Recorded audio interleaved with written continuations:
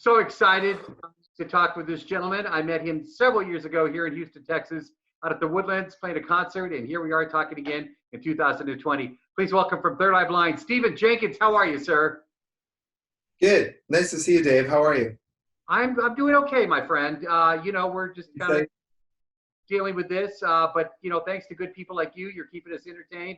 We're actually speaking on Tuesday, May the 5th, and I also have something else to tell you. Today is my birthday. Oh, well, wow. What an auspicious day. Cinco de Mayo for your birthday. Well, happy birthday, Dave. I'm glad you were born. Thank you, sir. Indeed. Yeah, people were like, "You want to work on May the 5th?" I said, "Dude, talking to Stephan Jenkins, this is going to be a thrill." So thank you again for taking the time. And I mean, yeah. no, go ahead. And what? No. Well, I was like saying work, not work. I'm looking forward to your session this afternoon. You're doing lullabies on your quarantine kitchen sessions, the Blind Tuesdays. Yes.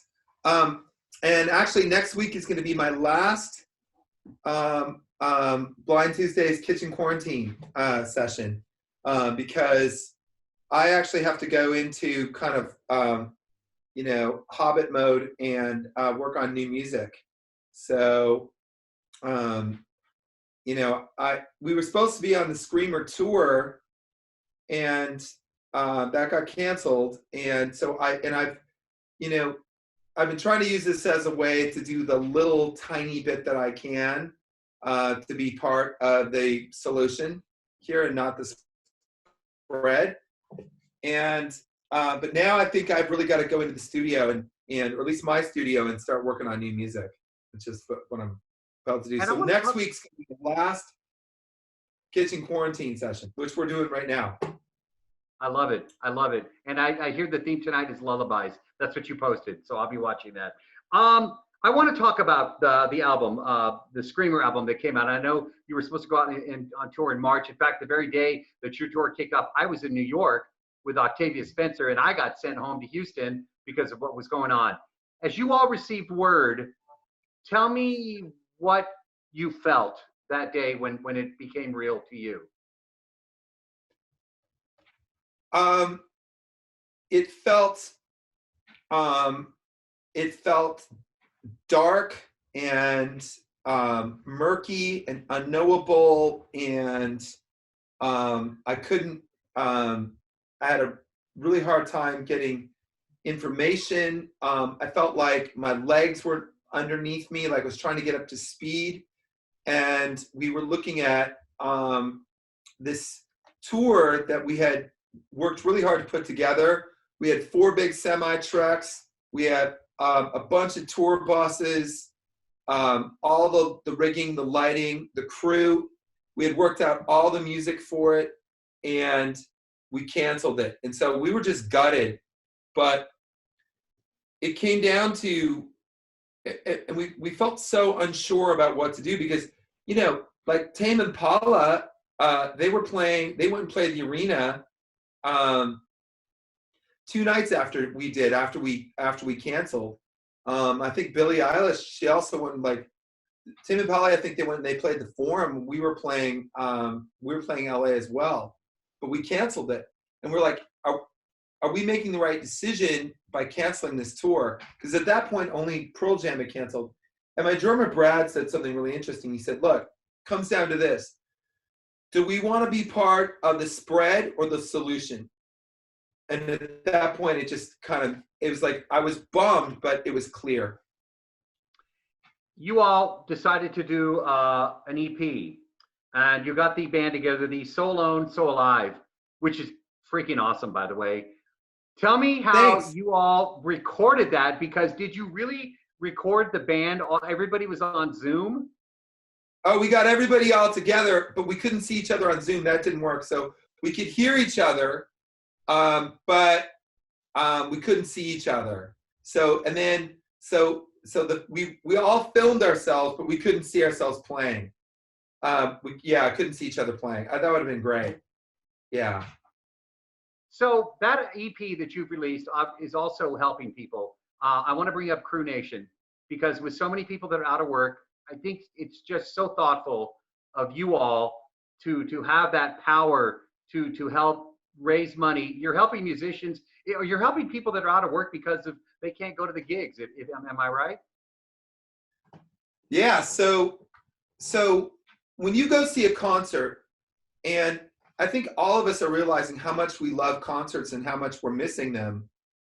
When you see that, there is a whole circus family that comes together to put that show on that you never see. Every once in a while, you'll see a couple roadies coming out and checking things, but there are drivers, there are road managers, there are personal assistants, wardrobe, carpenters, lighting techs, drum techs. It goes on and on. It's a big group of people. All of those people, they do it because they love it. They love it. They love that moment where the house lights go out and the stage lights go up and it's boom, it's on. And then they break that all down perfectly. They put it back in order on all those trucks. Then they drive all night, and do it again the next day. And they only work from show to show, from tour to tour. So we may not have any live music for 2 years. That's the reality of it. We don't know, but it's not going to be 2 months. It's going to be at least a year before we're all back out at big concerts together. Unless, I mean, some fucking idiot could do that, but they're going to make people sick, and that's what they've done when they have these large gatherings. So all of those people on those crews, they are financially just done. They are devastated by this. And we did, this was with Live Nation, and we just made it so that you could donate. And people who are watching this now, if you want to go to our YouTube, you can go and you can find, it's called So Alone, So Alive. And it's just an EP with us playing. You know, I'm running around my dining room, and Chris, my guitar player, he can't play really loud in his apartment, but he lives like right by a bar, and he's Irish, so basically he lives in that fucking bar. So he just went down and he just played in his empty bar, which was awesome. Anyway, so there's a donate button on there, and if you enjoy it and you want to, and I know everyone is going to be so strapped for a long time to come right now, but if you can donate to Crew Nation, and that money will get to the live crews who put on the shows that we love. I did radio in Los Angeles down at Power 106 for many years. So living in LA, I also was there at Wild in San Francisco for a couple of years. But because of my California past, and my parents lived in California, my brother was born in Vallejo. You know where that is, East Bay. Yeah. So I call everybody dude. So when I heard Ways, that particular lyric, you always call me dude, that spoke volumes to me. Ways is such a great song, Stephan. Tell me about the inspiration for that song. So I saw this chick, and she was at a skate park, and it was like late fall, and the days are getting shorter.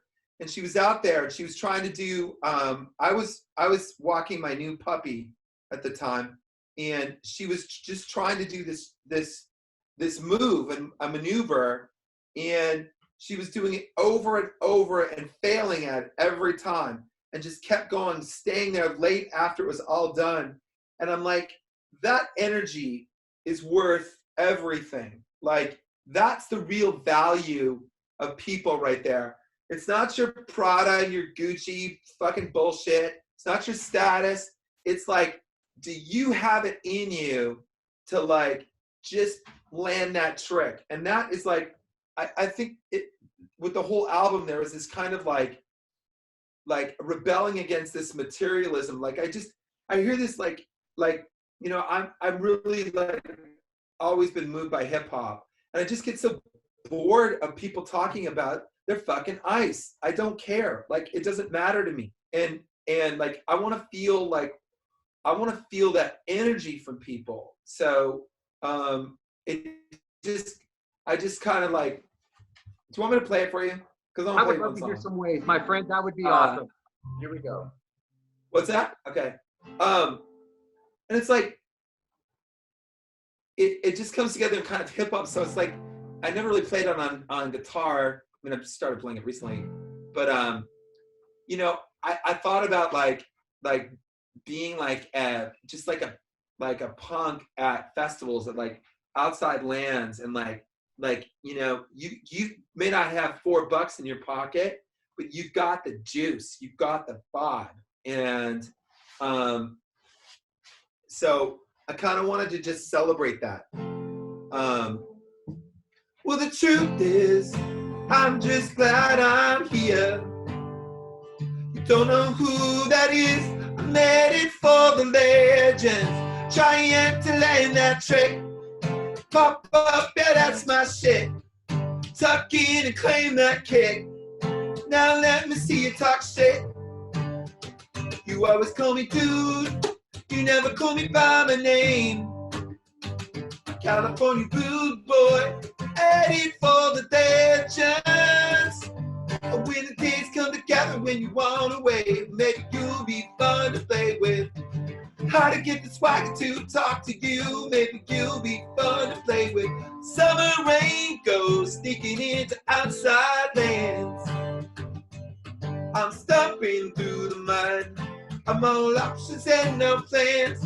A princess in the wellies, the titties in the bellies. What they want from me? So I'm the first motherfucker to the cheese, and I'm so eager to please. You always call me dude, you never call me by my name. I'm a California rude boy, headed for the legends, trying to land that trick. Pop up, yeah, that's my shit. Tuck in and claim that kick. Now let me see you talk shit. Well, you know, we're headed for the legends. And you know that we can run.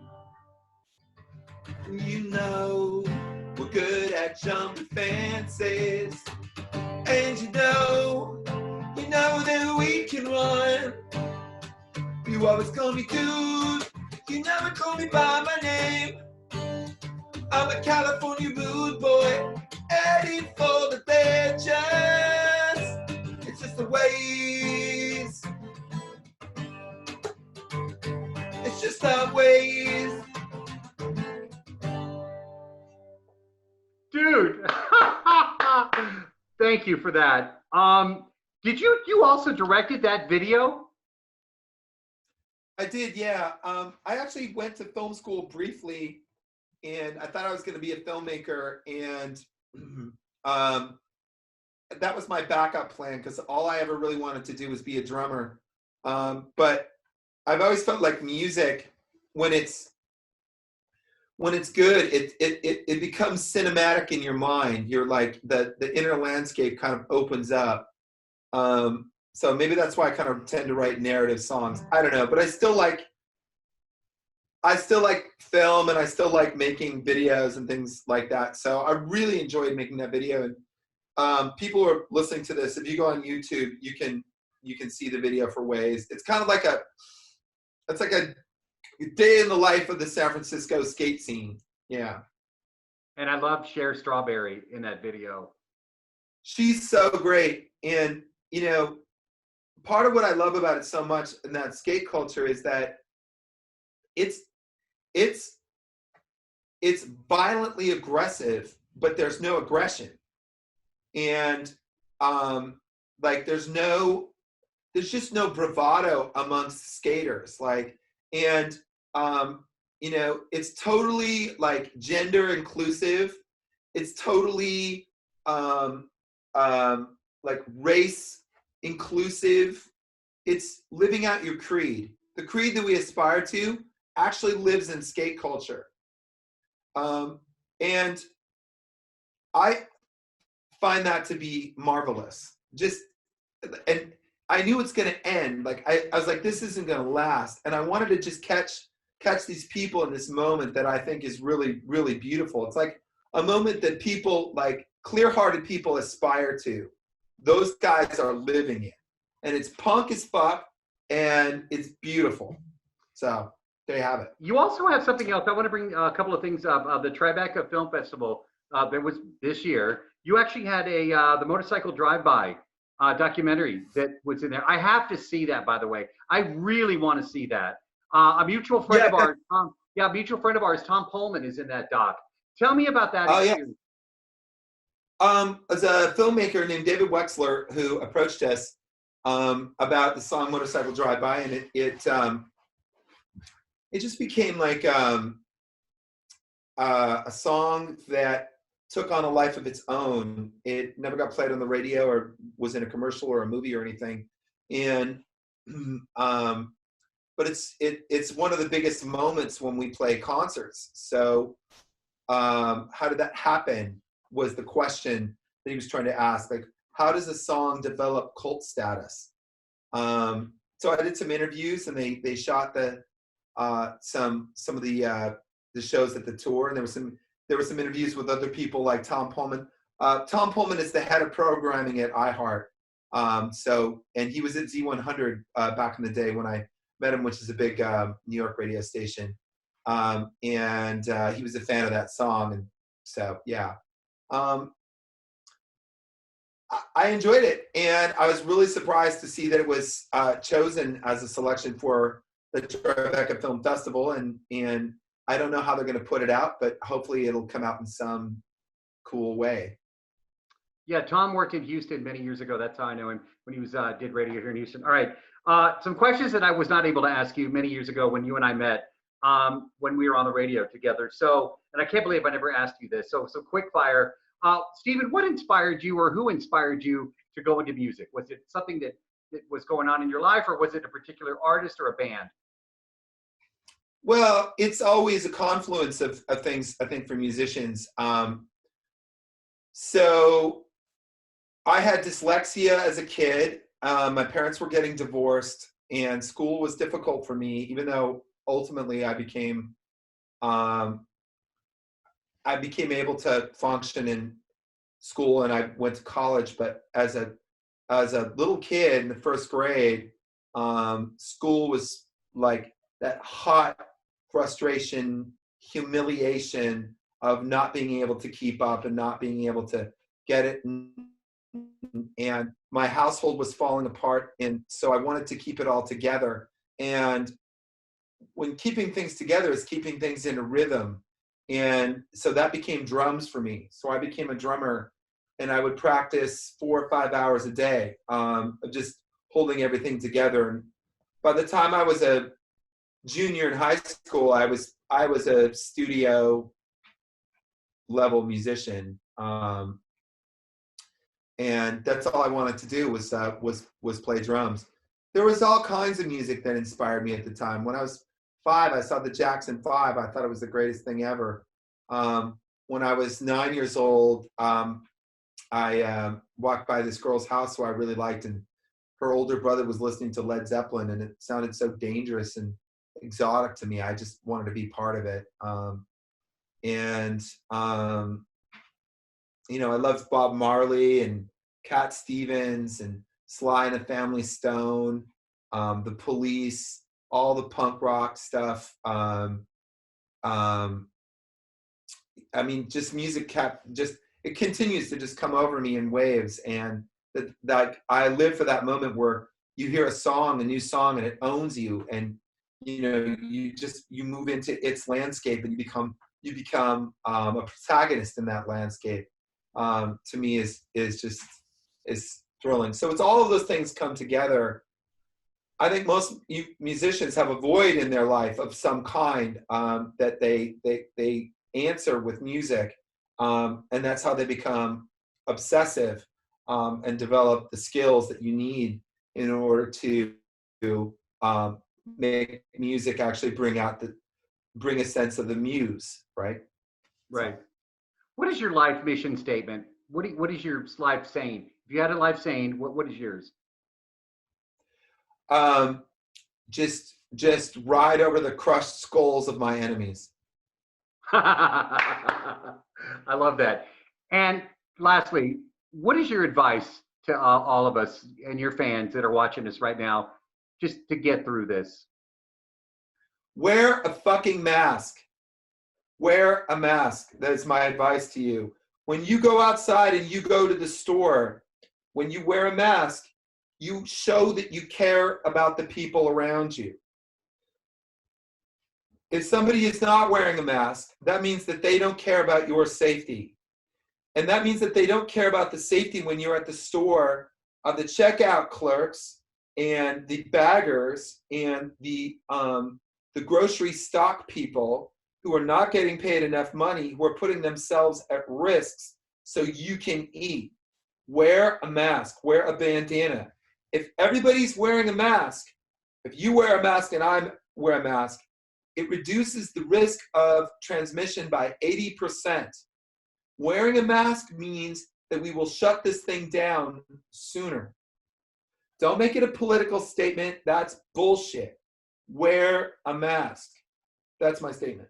My friend, thank you so much for taking the time to speak with us today. I know we're going to see you on stage again. I know we are. I have faith and I believe it, and I can't wait to experience that again with you live in concert. Me too. And you know, when we go to Houston, I don't know why, but Houston's always been like one of the best places we play. It's just great. You got great museums. It's just like, it's a great town. So I know we'll get on the other side of this as well. And we will get on the other side of it sooner if each of us does our part. Look out for your neighbors. Wash your hands. Stay socially distant. Just keep doing it. You know, it's just like, that's the new normal now. But then there's going to be a moment after this where we do come out on the other side in some way. And it's going to be beautiful. So that's the way we hurry up and get there. Yeah. My friend, stay safe. And again, thank you so much. This has been truly an unforgettable birthday. I won't forget this for a long time. Happy birthday, Dave. Thanks, Stephen.